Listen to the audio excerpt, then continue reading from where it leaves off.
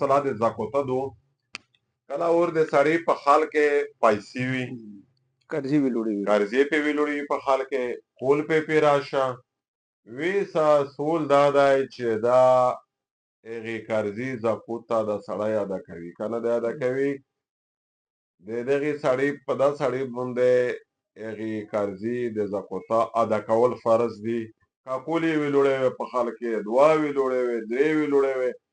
چې تر څو پوره یې هیله ختلې نه وي هغې قرضې نه چې لیا ورکې نه وي لیا زبود یې نه وي تر پورو دا زکوت ادا کول په ده فرض دي دوی یې دغې مول زکوته ادا کوي ها په یوه خبره کښې ګنجایش شته که دا هر کوله د خپل زکوته نورې سرمایي د زکوته سره دغې قرضې زکوته ادا کوه ورغوي دو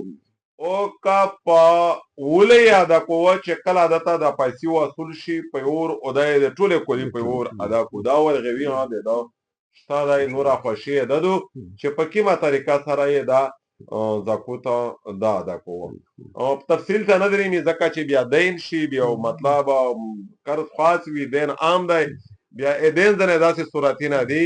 چې صورتونه کښې هغه بیا مشکلات درېمي خو تر دې زوی پوره دغه حکم بیانول زه په دا باندې اکتفا مناسب ګڼم لهذا چې د چا په خال کې باندې قرضه وي قرضه و دی خامخا د هغې زکوت و حساب کو زکوتو دی ادا کوي